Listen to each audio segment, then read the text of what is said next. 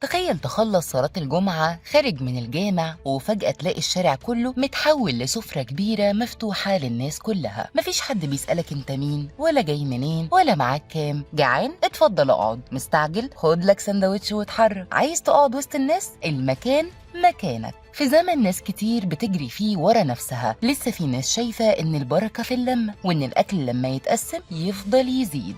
وده بالظبط اللي بيحصل كل اسبوع في منطقة السيدة زينب. عيلة كبيرة هناك قررت تعمل حاجة بسيطة في شكلها، كبيرة جدا في معناه، فطار مجاني للناس بعد كل صلاة جمعة. في مشهد بقى مألوف لأهالي المنطقة، لكن أول مرة تشوفه تحس إنك قدام لقطة من زمان، زمن الخير اللي بيتعامل من غير كاميرات كتير ولا حسابات. عيلة العزيزية بتحرص كل أسبوع إنها تعمل فطار جماعي بعد صلاة الجمعة، مش للأهل بس، لا، لأي حد معدي. السفرة بتتفرد في الشارع والناس تبدأ تحط الأكل بإيديها، واللي حابب يقعد واللي حابب ياخد سندوتش أو اتنين ويمشي، الباب مفتوح.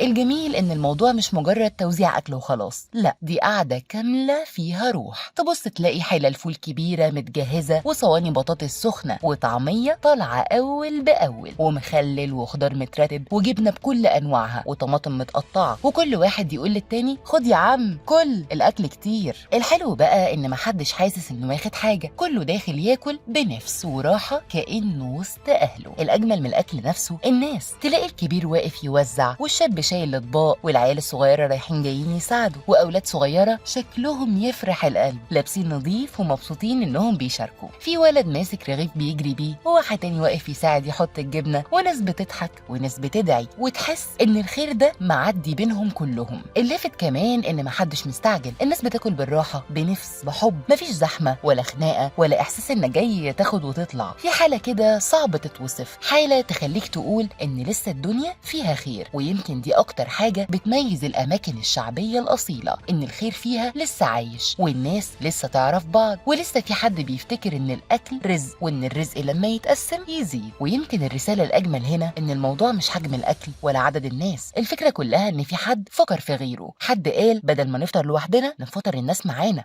ويمكن سندوتش واحد يتاخد من السفرة دي يبقى سبب في دعوة حلوة أو فرحة صغيرة أو إحساس إن الدنيا لسه بخير. وفي الآخر تحية لأي حد بيطعم، لأي حد بيفكر في الناس، لأي حد فاتح بابه للخير. وقولوا لنا لو كنتم معديين وشفتوا السفرة دي، هتعدوا تفطروا ولا هتاخدوا سندوتش وتمشوا؟